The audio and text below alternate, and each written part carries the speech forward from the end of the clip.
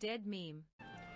Alright, so we're back with some more Valheim, and today I want to talk about getting ready to face Eikthyr or Eikthyr, depending on which we'd like to call him. Basically, it's the deer boss. So I'm just going to go over with what I've got equipped here.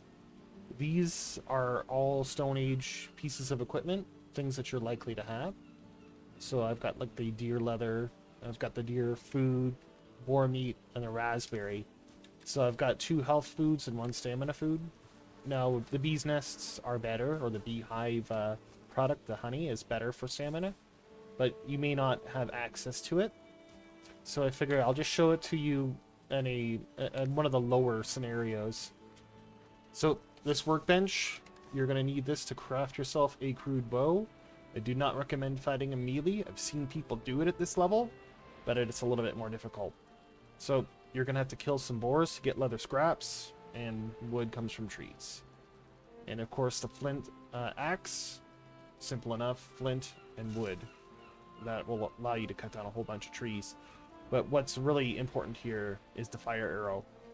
This resin, you can get this from cutting down trees. Most of the time it drops. And of course graylings, sometimes you get feathers from trees as well, very rarely. But you can shoot seagulls and those blackbirds with your crude bow that you've just made to get feathers. Now you're saying, how do you make arrows to shoot the bird? Well, simple. You can make wooden arrows, and they are significantly they're significantly inferior to the flint ones, but it's more than enough to even kill a deer in one hit. So now that we've explained what we're gonna do, I'm gonna run down there. So you need to kill deers as well, so make sure you get yourself 2 deer trophies in order to summon Eikthyr. So I'm going to make my way down there, and I'll prepare for that fight. So I'm in one of those auto-generating structures. I'm just going to throw down this campfire, sit down, and eat. So we're inside with a campfire. This should provide a rested state of 10 minutes. So we're currently at 9.5 roughly. So we're going to see, yeah, there it is. So 10 minutes. So you can easily throw down a little shelter to get a good rested bonus. And just so that you're aware, rested states will allow you to basically acquire experience quicker, and your stamina drains slower and recovers quicker. So I recommend using the fire arrows. You can right click on them to equip them. These are flint arrowheads, which are also craftable at the crafting station that you would have at this time. You will require a level 2 crafting station, which you can build at this level. It just requires a bunch of flint and wood. So we've arrived at the altar here, and we get the clue to hunt his kin. So we're going to throw the trophies on top. Now, the upside of this area, there's a lot of trees and things to kind of LOS some of his attacks.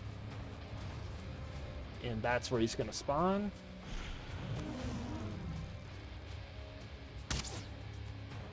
There we go. And as you can see, that's a lot of damage for using the junk bow. And he doesn't hit all that hard. So I'm mostly just walking away from him.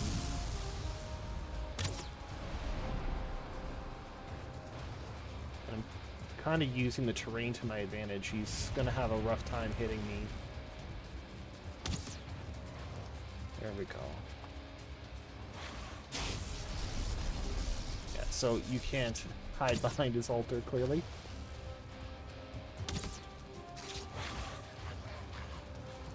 And yeah, expect to be harassed by the wildlife.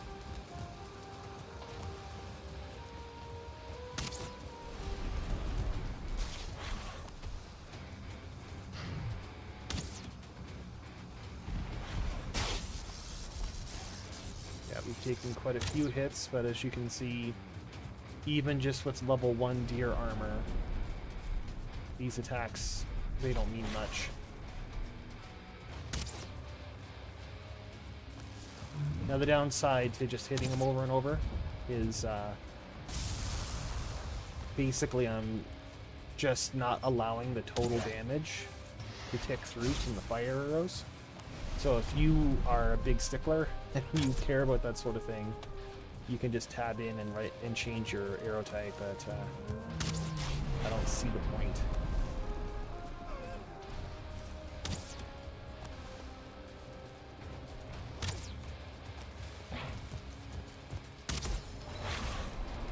Yeah, getting some skill ups.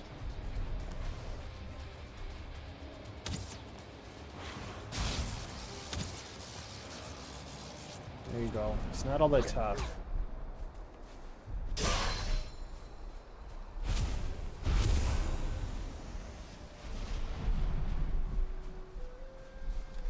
So, just so we cover this, all of the equipment that I used is all like the Stone Age equipment from this era.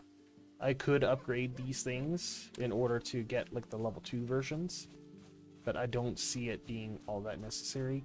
It's not a terribly tough fight, and there's minimal preparation you need to really do to make that fight any easier. Just make sure you get a rested state and bring 3 foods.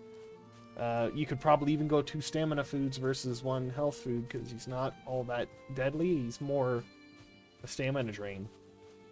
And don't forget to pick up his head and go back down to your spawn, which is that symbol on your map. Alright, so we're back at spawn, but I've killed Eikthyr before. You'll just take the trophy and you'll place it on there, just like you did at his altar. And then if you come to him and you push E, you can change your power. So I don't want to change my power to the Elder though, but that gives you an idea. That's the prompt you're going to get. And faster wood cutting from the Elder, that's kind of lame. But anyway, while we're here, as you can see, I've got a cold debuff. If you're going to fight a boss, attempt to avoid doing it at night, because the cold debuff is a killer. It reduces your stamina regen and a few other things. So just keep that in mind. It's another factor. Try to fight bosses during the day so you don't have to deal with the additional nighttime spawns as well. So if you found any of that useful, or just liked watching the video, a sub or a like would be pretty cool. If you want to leave a comment, just talk about your strategy, or maybe something that I should have mentioned that is that you think is important for the Eikthyr fight. I'm not sure what else you can cover, but you know, someone's out there seems to always have an idea. But anyways, thanks for showing up, and I'll talk to you again real soon.